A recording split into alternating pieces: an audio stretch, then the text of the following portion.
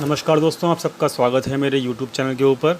और दोस्तों, आज इस वीडियो के अंदर हम चर्चा करेंगे कि जो अपॉर्चुनिटी हमने दी थी आज अपने टेलीग्राम सब्सक्राइबर्स को कि वो अपनी किसी भी पोजीशन, जो भी उनकी पोजीशन फंसी हुई है या फिर किसी भी स्टॉक के अंदर वो कुछ भी पूछना चाहते हैं, तो हमने उनको एक अपॉर्चुनिटी दिया कि वो एक वीडियो के थ्रू उसके कमेंट सेक्शन में जाके अपनी अपॉर्चुनिटी या फिर अपनी किसी भी स्टॉक की क्वेरी को पूछ सकते हैं। साथ में हम जानेंगे कि जो भी स्टॉक्स की चर्चा हम करेंगे इस वीडियो के अंदर, वो उस स्टॉक्स के अंदर क्या सिचुएशन बन के आ रही है। ठीक है, तो इस वीडियो को लास्ट तक देखिएगा, आपको हेल्प मिलेगी और आपको जानने को मिलेगा काफ़ी कुछ नया चीज़ भी। ठीक है, तो दोस्तों आगे बढ़ते हैं फटाफट से और जान लेते हैं कि कौन कौन से वो स्टॉक्स हैं जिनके बारे में क्वेश्चन हुए हैं। तो हमको डायरेक्टली जाना पड़ेगा उस वीडियो के कमेंट सेक्शन के अंदर। ये कमेंट्स हैं कुछ जिन लोगों ने क्या कहते हैं पूछा है स्टॉक्स के बारे में। तो सबसे पहला जो क्वेश्चन है वो पूछा है आकिफ़ फ़तेह साहब ने। तो इन्होंने पूछा है कि मेरे पास जो है बैंक ऑफ इंडिया के 500 शेयर हैं 53.54 के प्राइस के ऊपर। इन्होंने पूछा है कि क्या करूं। तो हम पहले जान लेते हैं कि भाई बैंक ऑफ इंडिया के अंदर क्या सिचुएशन बनी हुई है। बैंक ऑफ इंडिया का जो चार्ट है वो यहाँ पे ओपन है और बैंक ऑफ इंडिया का जो ये वनडे का चार्ट है आपको यहाँ पे दिख रहा होगा। एक ट्रेंड लाइन भी मैंने ड्रॉ किया हुआ है, आप ध्यान से देखिएगा यहाँ पे क्या हो रहा है कि ये ट्रेंड लाइन जो है एक रेसिस्टेंस का काम कर रही है स्टॉक के लिए। आप चेक कर सकते हो, यहाँ पे भी इसने रेसिस्टेंस फेस किया, यहाँ पे भी रेसिस्टेंस फेस किया, यहाँ पर भी इसने कोशिश किया इस रेसिस्टेंस को तोड़ने का, लेकिन ये स्टॉक तोड़ नहीं पाया। मतलब यहाँ पे भी इसको रेसिस्टेंस मिला, यहाँ पर भी मिला। तो पॉसिबिलिटी यही है कि ये एक ट्रेंड लाइन जो है ये डाउन ट्रेंड के अंदर भी है। और दोस्तों ये बैंकिंग सेक्टर का स्टॉक भी है। ठीक है, और बैंकिंग सेक्टर के स्टॉक के अंदर प्रॉब्लम्स ऑलरेडी चल रही हैं। तो कहानी ओवरऑल जो है एक बेरिश ट्रेंड की नज़र आ रही है इस स्टॉक के अंदर।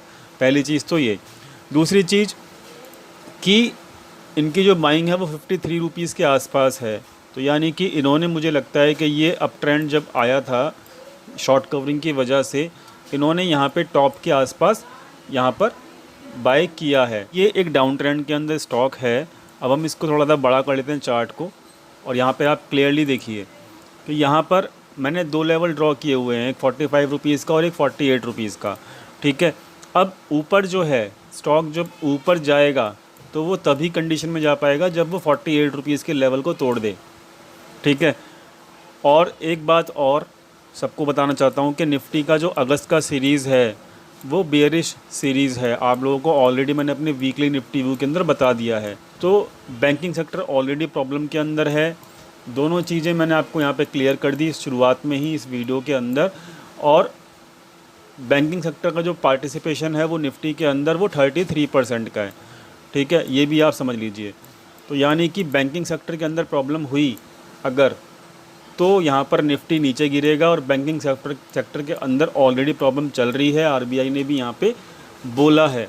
ठीक है, तो सिंपल सी बात है, ओवरऑल जो कहानी है बैंकिंग सेक्टर और उससे जुड़े हुए स्टॉक्स को रिगार्डिंग, सारी की सारी कहानी ख़राब है फ़िलहाल। यह है कि भाई 48 रुपीज़ के ऊपर अगर सस्टेन कर जाता है तो उस केस के अंदर ये स्टॉक 50 रुपीज़ तक, मतलब 50 रुपये तक ही जा पाएगा।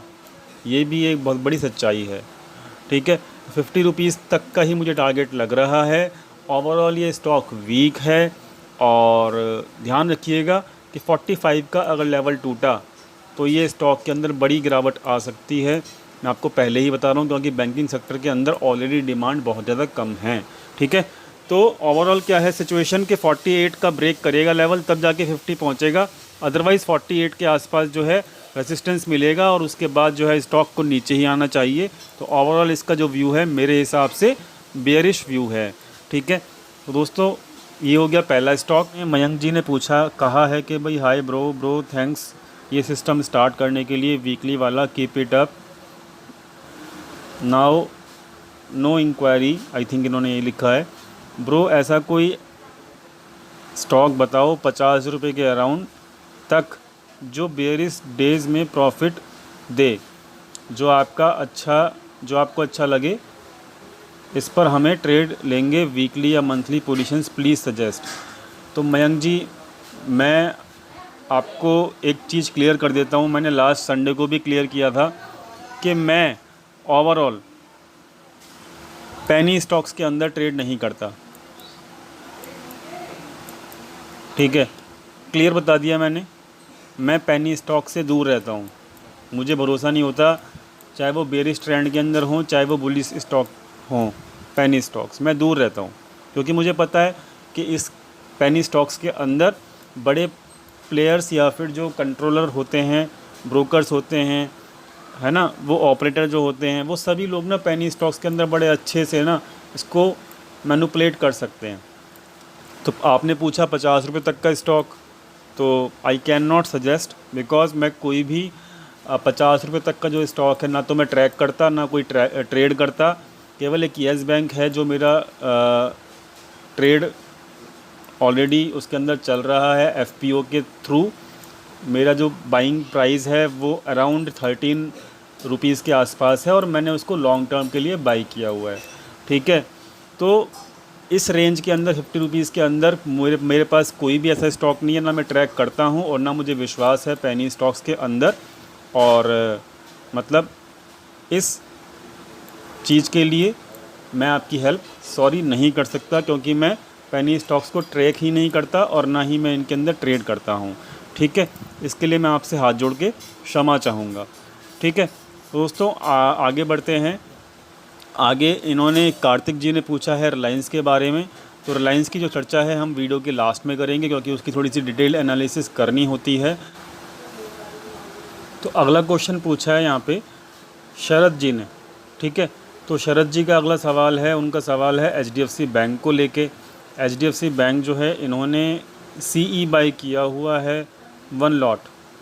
ठीक है, तो ओवरऑल सिचुएशन क्या है एचडीएफसी बैंक की मैं आपको पहले बता देता हूँ। ठीक है, उसको जानने के लिए हम लोगों को यहाँ पर चार्ट के ऊपर आना पड़ेगा। दोस्तों ये एचडीएफसी का चार्ट जो है ओपन हो चुका है आपकी स्क्रीन के सामने।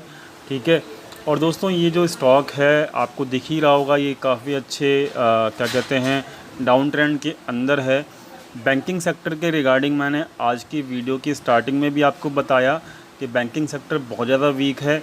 दूसरी चीज़ कि बैंकिंग सेक्टर के रिगार्डिंग मैंने आपको लास्ट वीक और उसके पिछले कुछ हफ्तों में भी आपको क्लियरली बताया है कि बैंकिंग सेक्टर से दूर रहिए, क्योंकि बैंकिंग सेक्टर ऑलरेडी बहुत ज़्यादा वीक है। पिछले कुछ हफ्तों में निफ्टी ने रिकवर किया, लेकिन बैंक निफ्टी ने रिकवर नहीं किया। ठीक है, और हर निफ्टी व्यू के अंदर मैं आप लोगों को बता रहा हूँ इस चीज़ को, मैं आपको बार बार रिपीट यही करता रहूँगा कि बैंकिंग सेक्टर से दूर रहिए। कम से कम मार्च 2021 तक, जब तक अगला बजट अनाउंस नहीं होता है, बैंकिंग सेक्टर के अंदर इन्वेस्टमेंट करने की ज़रूरत नहीं है। ठीक है, अब हम बात करते हैं एचडीएफसी बैंक की। एचडीएफसी बैंक का यहाँ पे मैंने वन डे का चार्ट ओपन किया हुआ है।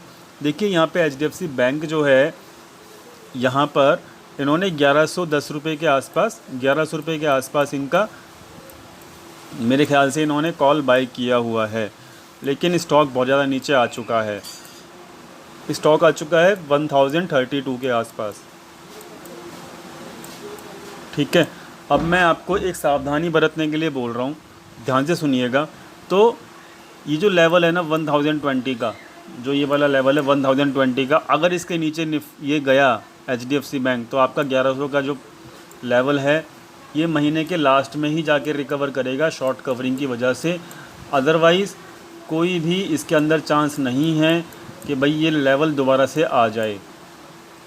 ठीक है, अगर ये लेवल 1020 का लेवल अगर टूट जाता है तो ठीक है, क्योंकि उसके बाद जो है डायरेक्टली जो पोजीशंस बनी हुई हैं वो 950 के ऊपर बनी हुई हैं, मैंने चेक किया हुआ है। इसलिए अगर 1020 के नीचे वन डे की क्लोजिंग मिल जाती है, पूरी कैंडल मिल जाती है, तो अगला लेवल 9050 ही आएगा और वहाँ पर आपको अपने सीई को क्लोज़ कर दीजिएगा, नहीं तो ये लॉस आपको बहुत ज़्यादा दे सकता है। ठीक है, तो बैंकिंग सेक्टर से दूर रहो, बार बार बोल रहा हूँ। ओवरऑल किसी भी बैंकिंग सेक्टर के अंदर इन्वेस्टमेंट करने की ज़रूरत नहीं है किसी को भी। अगला स्टॉक जो है ये पूछा गया है मनीष रिठालिया जी के द्वारा। ठीक है। इन्होंने पूछा है NFL। मैं जान गया इनका क्या क्वेश्चन है, मेरी मेमोरी थोड़ी सी शार्प है, ठीक है। और इन्होंने लास्ट वीक भी शायद इंक्वायरी की थी इसी स्टॉक के रिगार्डिंग, NFL के रिगार्डिंग, और मैंने इनको व्यू भी दिया था, क्लियर बताया था, सभी को बताया था, बल्कि मैंने वहाँ पे क्लियरली बताया था कि भाई NFL जो है वो एक बहुत तेज़ी से, मतलब वहाँ पर उसकी बढ़ोतरी हुई है, ठीक है। प्राइस जो है बहुत तेज़ी से ऊपर गया है। तो मैंने वहाँ पे क्लियरली कहा था कि भाई या तो आप ट्रेलिंग स्टॉप लॉस लगा के आप उसको होल्ड कीजिए, ठीक है, अदरवाइज़ जो भी वहाँ पर प्रॉफिट बुकिंग कर लीजिए, क्योंकि स्टॉक ऑलरेडी बहुत ज़्यादा हायर लेवल के ऊपर है। वहाँ पे मैंने कहा था कि 45 या 48 के आसपास आपको प्रॉफिट बुकिंग कर लेनी चाहिए, ठीक है। अभी जो स्टॉक है वो 36 के आसपास आ चुका है, ठीक है। और 40 रुपये का अगर आपने ट्रेलिंग स्टॉप लॉस रखा होता तो वो हिट कर गया होता और आप प्रॉफिट में निकल गए होते, लेकिन आपने अभी यहाँ पर ट्रेलिंग स्टॉप लॉस भी नहीं रखा, आपने प्रॉफिट बुकिंग भी नहीं करा, जो मैंने आपको बताया था लास्ट वीक में इस स्टॉक के रिगार्डिंग। और करंट सिचुएशन ये है कि यहाँ पे 36 के आसपास स्टॉक आ चुका है। देखिए होता क्या है, ध्यान से समझिएगा, मैं आपके लिए लर्निंग है ये। कोई भी स्टॉक बहुत तेज़ी से मूव करता है तो वहाँ पर या तो ऑपरेटर बहुत चालाक होता है कि वो बहुत तेज़ी से स्टॉक को ऊपर लेके गया, क्योंकि यहाँ पर ये स्टॉक जो है ये भी एक पेनी स्टॉक है। पेनी स्टॉक के अंदर मोस्टली ऑपरेटर ही एक्टिव रहते हैं, ठीक है, इसलिए मैं दूर रहने के लिए कहता हूँ पेनी स्टॉक से। तो या तो ऑपरेटर बहुत तेज़ी से ऊपर लेके जाएगा प्राइस, और जब वहाँ पे बाइंग हो जाएगी रिटेल ट्रेडर्स की तो वो क्या करेगा, स्टॉक को नीचे डंप कर देगा, ठीक है। ये पहली चीज़ हो गई, वहाँ पे ऐसा खतरा होता है। या फिर बड़े प्लेयर जब स्टॉक को बहुत तेज़ी से ऊपर लेके जाएंगे, जैसे कि हमने इस स्टॉक को देखा था कि लास्ट हफ्ते ये बहुत तेज़ी से ऊपर गया है। जब भी बहुत तेज़ी से कोई भी स्टॉक जाता है वहाँ पे प्रॉफिट बुकिंग ज़रूर होती है ऊपर के लेवल के ऊपर। तो हमको ये ख्याल रखना चाहिए कि प्रॉफिट बुकिंग बहुत तेज़ी, मतलब जो मूवमेंट हुआ है वो कितना स्पीड से हुआ है। अगर बहुत तेज़ी से हुआ है तो बहुत जल्दी यहाँ पे प्रॉफिट बुकिंग भी चालू हो जाएगी, तो इस चीज़ का ख्याल रखना ज़रूरी है। और मैंने आपको बताया भी था कि प्रॉफिट बुकिंग कर लीजिएगा। और अब देखिए प्रॉफिट बुकिंग जिन लोगों ने की वहाँ पे वो तो प्रॉफिट में निकल गए, लेकिन अभी 36 के आसपास ये स्टॉक पहुँच चुका है। और मैं आपको बता देता हूँ कि ये 30 रुपीज़ तक आ सकता है स्टॉक, मैं आपको पहले ही क्लियर कर रहा हूँ। 30 रुपीज़ तक ये स्टॉक आ सकता है, क्योंकि अभी आगे की राह जो है स्टॉक मार्केट की वो बेयरिश है, ठीक है। तो आपकी जो प्रॉफिट बुकिंग की अपॉर्चुनिटी थी वो मिस हो चुकी है। यहाँ पर मैंने आपको लास्ट वीक में भी एडवाइस किया था प्रॉफिट बुकिंग के लिए, ठीक है। अगला सवाल जो है ये राकेश भाई पटेल जी का है, ठीक है। इन्होंने पूछा है डॉक्टर रेड्डी सेल किया है 4120 के आसपास, ठीक है। तो डॉक्टर रेड्डी का भी मैंने स्टडी किया हुआ है। डॉक्टर रेड्डी देखिए बड़ा अच्छा स्टॉक है, ठीक है। फार्मा मतलब फार्मा सेक्टर से जुड़ा हुआ स्टॉक है। जिस सेक्टर में ये काम करता है उसकी डिमांड बहुत अच्छी है, स्टॉक भी बहुत अच्छा है, इसके रिज़ल्ट भी आए हैं, ये रिज़ल्ट जो है पॉजिटिव भी आए हैं, और जिसकी वजह से ये बहुत तेज़ी से ऊपर भी गया, ठीक है। लेकिन अभी जो इस स्टॉक के अंदर लास्ट कैंडल बनी है, ठीक है, जो इस स्टॉक के अंदर लास्ट कैंडल बनी है, पूरा का पूरा इंडिकेशन ये कर रही है कि यहाँ पर अब प्रॉफिट बुकिंग आएगी, ठीक है, प्रॉफिट बुकिंग आएगी। तो अभी जो इस स्टॉक का करंट मार्केट प्राइस है वहाँ पर 40 से 50 पॉइंट का फ्लक्चुएशन ऊपर या नीचे आपको मिल सकता है, मैं आपको पहले ही बता रहा हूँ, ठीक है। और नीचे का जो लेवल है, जो इसका सपोर्ट है वो 4000 के आसपास है, और यहाँ पर प्रॉफिट बुकिंग आ सकती है 4000 तक का ये स्टॉक प्राइस आ सकता है। लेकिन आप क्योंकि यहाँ पर सेल साइड में बैठे हुए हो, ठीक है, तो प्रॉफिट बुकिंग के चांसेस तो हैं, लेकिन आप एक चीज़ और समझ लीजिए। वो क्या समझने वाली बात है कि बड़े प्लेयर्स क्या करते हैं कि जहाँ पर हम लोग समझते हैं कि यहाँ पर प्रॉफिट बुकिंग आनी चाहिए, बड़े प्लेयर्स क्या करते हैं 50-100 पॉइंट ऊपर लेके जाते हैं पहले स्टॉक को, उसके बाद जाके वो अपनी प्रॉफिट बुकिंग करते हैं। क्यों करते हैं ऐसा? क्योंकि अगर उनको जो प्रॉफिट बुकिंग करनी है उनकी जो क्वांटिटी होती है वो हैवी होती है, ठीक है, और उनका जो एवरेज प्राइस होता है, अगर वो प्राइस को ऊपर नहीं लेके जाएंगे तो क्या होगा, वो नीचे लेवल के ऊपर ही अगर प्रॉफिट बुकिंग शुरू कर देंगे तो उनकी पूरी प्रॉफिट बुकिंग नहीं हो पाएगी, और जो एवरेज प्राइस होगा उनका प्रॉफिट बुकिंग का वो कम मिलेगा उनको, और वो ऐसा नहीं चाहेंगे। ठीक है, तो स्टॉक तो बहुत अच्छा बढ़ चुका है, प्रॉफिट बुकिंग की भी चांसेस है यहाँ पर। तो अभी के लिए मेरे को यहाँ पे प्रॉफिट बुकिंग दिखती है, लेकिन मैंने वही बताया 50 से 40 पॉइंट का वाइब्रेशन आ सकता है, ठीक है, ऊपर की तरफ, और वहाँ पे जाके आपको एक सेलिंग प्रेशर दिख सकता है। ठीक है, डाटा पॉइंट सजेस्ट कर रहे हैं कि ये स्टॉक अभी 4000 तक पहुँच सकता है।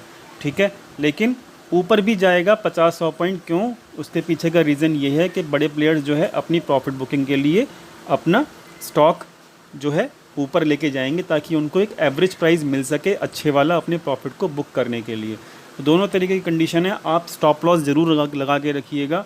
मैं ये नहीं चाहता कि बिना स्टॉप लॉस के साथ काम कीजिएगा। अगला स्टॉक देख लेते हैं। अगला स्टॉक क्या है? अगला स्टॉक है D3 डिट। आई डोंट नो, ये तो भाई मतलब प्लीज़ मेरी रिक्वेस्ट है आप लोगों से हाथ जोड़ के कि प्लीज़ इस तरीके के नाम मत रखो, अपनी आइडेंटिटी मत छुपाओ। ठीक है, और मैंने अपनी वीडियो में बोला भी था कि इस तरीके के जो मतलब आइडेंटिटी वाले मतलब जो भी आईडीज़ हैं उनको मैं रिप्लाई नहीं करूँगा। लेकिन क्योंकि अभी आपने पूछ लिया है सवाल और मैंने इसको हर्ट भी कर दिया है, ठीक है, तो मैं इसका रिप्लाई कर देता हूँ। लेकिन आगे आने वाले टाइम के अंदर मैं किसी भी ऐसे इंसान के रिप्लाई को क्वेश्चन का रिप्लाई नहीं करूँगा। अभी आपने टाटा मोटर्स पूछा है, टाटा मोटर्स 70 के लेवल पीई बाय किया हुआ, मतलब इन्होंने क्वेश्चन भी ढंग से नहीं पूछा, मुझे समझ में नहीं आया ये क्या है। टाटा मोटर्स 70 के लेवल पे बाय किया हुआ, होल्ड करूं या सेल? मुझे जो समझ में आ रहा है मैं आपको अपने हिसाब से बता देता हूं। मेरे को ये समझ में आ रहा है कि इन्होंने 70 के लेवल के ऊपर टाटा मोटर्स बाय किया हुआ है, मुझे ऐसा लग रहा है इनका क्वेश्चन का समझ के, जो मुझे समझ में आ रहा है। अगर मैं सही समझ रहा हूँ तो मैं आपको एक एडवाइस दे रहा हूँ D3 डिट जी कि भाई 70 रुपये के आसपास आपने बाय किया, बड़ा अच्छा डिसीज़न लिया। पहली चीज़ तो आपको कॉन्ग्रेचुलेशन कि 70 रुपये के ऊपर आपने बाय किया इस स्टॉक को। अभी जो स्टॉक है वो 100 रुपीज़ से लेके 110 की रेंज के अंदर कंसोलिडेट हो रहा है, और यहाँ पर ना ये प्रॉफिट बुकिंग चल रही है बड़े प्लेयर्स की। ठीक है, जब बड़े प्लेयर्स प्रॉफिट बुकिंग कर रहे हैं इस स्टॉक के अंदर, इस रेंज के अंदर, तो आपको भी यहाँ पे प्रॉफिट बुकिंग करके और निकल जाना चाहिए। अपना प्रॉफिट जो है निकल जाएगा आपका अच्छा खासा, और प्रॉफिट काट के और निकल जाइए प्लीज़। मैं आपसे यही रिक्वेस्ट करूँगा, क्योंकि यहाँ पे मैंने चेक किया है टाटा मोटर्स के अंदर प्रॉफिट बुकिंग शुरू ऑलरेडी हो चुकी है। अगला क्वेश्चन है दोस्तों कृष्ण गोपाल दास जी का। इन्होंने लास्ट वीक भी शायद क्वेश्चन पूछा था और यही क्वेश्चन था इनका, और मैंने लास्ट वीक भी यही कहा था SBI के रिगार्डिंग। आप वीडियो जाके चेक कर लीजिएगा सभी लोग कि मैंने कहा था कि भाई बैंकिंग सेक्टर की हालत ख़राब है, बहुत टाइम लगेगा। जो ये बाइंग प्राइस है इनका 250 का, आपको सर बहुत टाइम लगेगा, आपको हो सकता है 2 साल तक का टाइम आपको यहाँ पर होल्ड करना पड़े स्टॉक। और मैंने आपको बताया भी था कि 120 के आसपास अगले कुछ महीनों के अंदर ये स्टॉक वापस रिट्रेसमेंट कर सकता है। पहली चीज़ तो ये। अब आप लोग ये मत समझिएगा 120 कल ही आ रहा है। बहुत सारे लोग ऐसे समझते हैं कि कल ही मैं बस ट्रेड ले लूँगा और 120 आ जाएगा अगले कुछ दिनों के अंदर। मैं महीनों की बात कर रहा हूँ, ठीक है। वर्डिंग को पकड़ लेते हैं, फिर कहते हैं कि भाई एनालिसिस अच्छी नहीं गई, ठीक है, ऐसा मत करिएगा।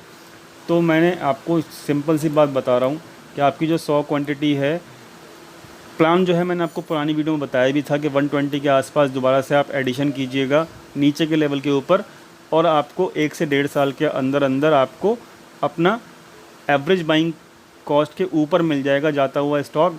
और please please please banking sector से दूर रहिए, बार बार यही दोहरा रहा हूँ मैं। और बैंकिंग सेक्टर बहुत ज़्यादा वीक है।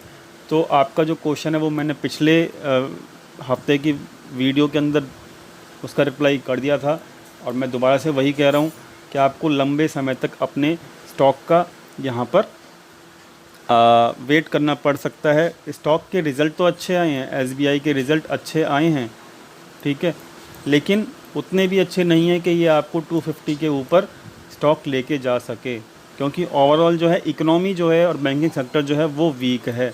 ठीक है, तो ध्यान दीजिए कि मैं जो बता रहा हूँ आपको 2 साल तक आप उसको होल्ड करके रखिए, दैट्स इट। और होल्ड करने के बाद नीचे के लेवल के ऊपर मिलता है 120 130 के आसपास, तो इसको दोबारा से एवरेज आउट कीजिए, बाइंग कीजिए, आपकी एवरेज कॉस्ट के ऊपर आपको प्राइस मिल जाएगा। ठीक है, तो नेक्स्ट क्वेश्चन देख लेते हैं किसका है। ये है कनकाडरी, माफ़ कीजिएगा अगर मैंने आपका नाम जो है ठीक से नहीं लिया। ठीक है, तो कनकाडरी जी का क्वेश्चन है कि please suggest few stocks for swing weekly and monthly. तो सर मैं आपका समझ गया आपका क्वेश्चन क्या है, कि मैं कुछ स्टॉक बताऊं आपको ताकि आप उसमें पोजिशनल ट्रेडिंग कर सकें।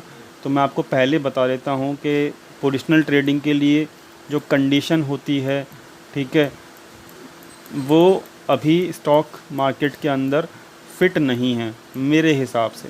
ये मेरा व्यू है, गलत भी हो सकता है। तो पोजिशनल ट्रेडिंग के लिए फ़िलहाल ये ठीक नहीं है सिचुएशन, अभी की करंट सिचुएशन। अभी जो है स्टॉक मार्केट मेरे हिसाब से अगस्त मंथ के अंदर नीचे आ सकती है, और इसीलिए फ़िलहाल ना तो मैं खुद कोई पोजिशनल ट्रेड कर रहा हूँ, ना कोई स्विंग ट्रेड कर रहा हूँ।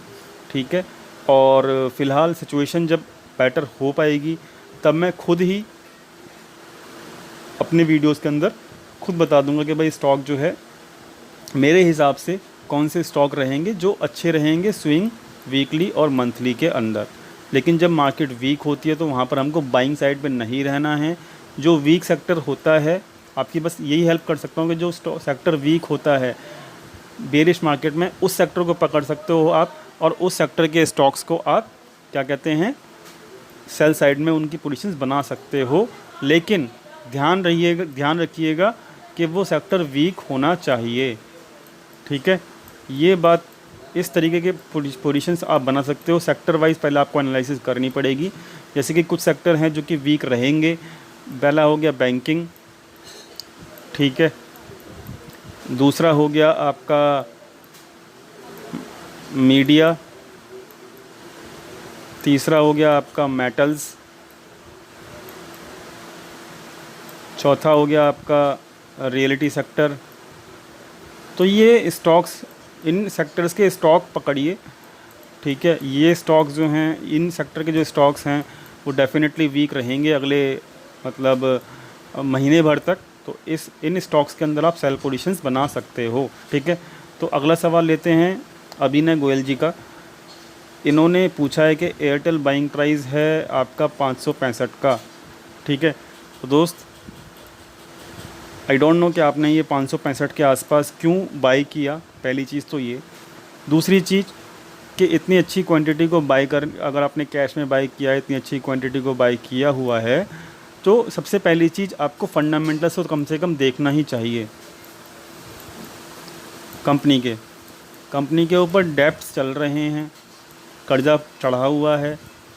ठीक है, और स्टॉक का जो हाई बना है वो 600 रुपये के आसपास बना है, और जो स्टॉक है वो पिछले 3 से 4 महीने के अंदर कंसोलिडेशन के अंदर चल रहा है, पहली चीज़। और ये कंसोलिडेशन के अंदर हो क्या रहा है, जहाँ पर एक डिस्ट्रीब्यूशन फेस है, यानी कि बड़े प्लेयर जिन लोगों ने नीचे के ऊपर पैसा लगा रखा था, वहाँ पर वो सब लोग इस कंसोलिडेशन के अंदर जो 3 से 4 महीने के अंदर चल रहा है, वो सब लोग अपना प्रॉफिट बुकिंग कर रहे हैं। तो यहाँ पर ऐसी कंपनी जहाँ पर कंसोलिडेशन के अंदर डिस्ट्रीब्यूशन हो रहा है, मतलब प्रॉफिट बुकिंग हो रही है, और 600 से ऊपर वो स्टॉक नहीं गया, और उसके फंडामेंटल्स भी जो हैं वो भी वीक हैं, तो ऐसी कंपनी के अंदर इन्वेस्टमेंट नहीं बनता। और आपने अच्छी खासी क्वांटिटी ली हुई है। देखिए 570 के ऊपर इस स्टॉक का, 570 के ऊपर ये स्टॉक का रेसिस्टेंस है, और 560, 550 और 600 इसके बीच में ये 3 से 4 महीने तक टिका हुआ है ये स्टॉक। तो मुझे लगता है कि आप जितना जल्दी हो सके 570 के आसपास निकाल दीजिएगा अपनी इस क्वांटिटी को, आपके लिए अच्छा होगा। क्योंकि यहाँ पर ऑलरेडी मैं बता रहा हूँ आपको, इस स्टॉक के अंदर कंसोलिडेशन के अंदर डिस्ट्रीब्यूशन मतलब कि प्रॉफिट बुकिंग कर रहे हैं बड़े प्लेयर, और ये स्टॉक एक बेयरिश स्टॉक बनेगा अगले आने वाले कुछ टाइम के अंदर। अब विनोद जी का सवाल है मोरपेन लेबोरेटरीज़ 42 रुपीज़ का है, ठीक है। तो मैंने इसकी चर्चा करने से पहले मैं आपको बता देता हूँ कि ये भी एक पेनी स्टॉक है। प्लीज़ दोबारा रिपीट कर रहा हूँ, पेनी स्टॉक के अंदर मत जाओ वहाँ पे ऑपरेटर आपका पैसे का सत्यानाश कर सकता है कभी भी। चल गया तो चांद तक, नहीं चला तो आप समझ रहे हो कि सिचुएशन क्या हो जाएगी, ठीक है। तो यहाँ पर 42.50 के ऊपर है, स्टॉक बुलिश ट्रेंड के अंदर है, मैंने चेक किया हुआ है। 47 के अंदर ऊपर इस स्टॉक का रेसिस्टेंस है, ठीक है। आपका बाइंग प्राइस है 42 के आसपास। आपको 45 से ऊपर सस्टेन होता हुआ मिले तो अच्छी बात है। पहला टारगेट है 45 का, सेकंड टारगेट है 47 का। इसके ऊपर अगर सस्टेन करता है तभी ये आ पाएगा, अदरवाइज़ आपको यहाँ पे इस लेवल के आसपास 45 के आसपास प्रॉफिट बुकिंग कर लेनी चाहिए।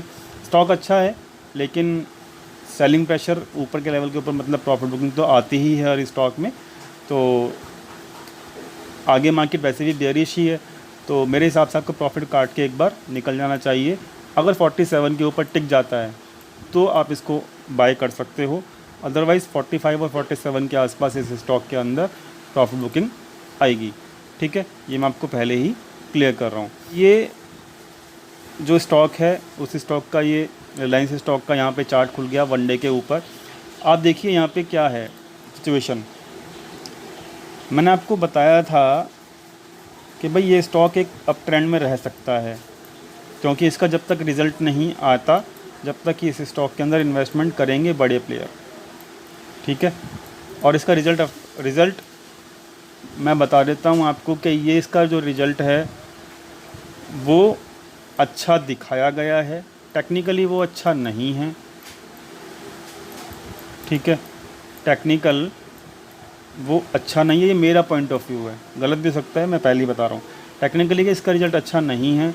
ऑन पेपर रिज़ल्ट बड़ा अच्छा दिखेगा आपको, लुभावना दिखेगा आपको, प्रॉफिट भी बड़ा अच्छा है, लेकिन वहाँ पर आप ये देखिएगा कि जो प्रॉफिट दिखाया जा रहा है वो उनकी सेल्स के थ्रू आया है, यानी कि उनके रेवेन्यू के थ्रू आया है, या फिर उनके डेब्ट फ्री होने की वजह से आया है, ठीक है। आप ये समझिएगा। देखिए किसी भी कंपनी का जो प्रॉफिट होता है ना, वो अच्छा प्रॉफिट तब माना जाता है जब वो सेल्स के थ्रू आता है, जब वो उनके काम के थ्रू आता है, ना कि उसके थ्रू आए कि भाई उन्होंने डेब्ट फ्री कर लिया या फिर उन्होंने अपनी पुरानी दूसरी कंपनी जियो का जो है स्टेक जो है सेल कर दिया, वहाँ से उन्होंने इन्वेस्टमेंट उठा ली और अपना डेब्ट फ्री करके अपनी प्रॉफिट को इंक्रीज़ कर दिया। आप इस चीज़ को समझिए।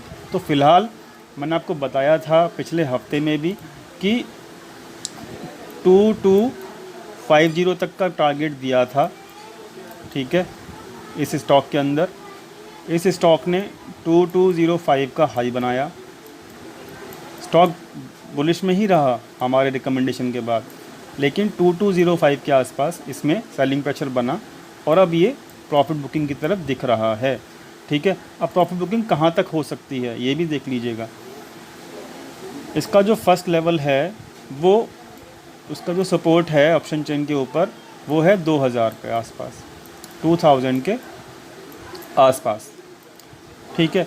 प्रॉफिट बुकिंग कंटिन्यूसली चल ही रही है, सेल ऑन हाई बनता है इस स्टॉक के अंदर, लेकिन स्टॉप लॉस के साथ, ठीक है। याद रखिएगा स्टॉप लॉस के साथ ही बनता है, ठीक है। और दूसरी चीज़ कि अगर गलती से एक वन डे की फुल कैंडल 2000 के नीचे 2000 के लेवल के ऊपर बन जाती है तो अगला टारगेट आपको अगस्त सीरीज़ के अंदर, अगस्त मंथ के अंदर 1800 का सपोर्ट है। तो कम से कम मुझे लगता है कि यहाँ पर 200 पॉइंट से लेके 300 पॉइंट का करेक्शन मिल सकता है रिलायंस के अंदर अगस्त सीरीज़ के अंदर।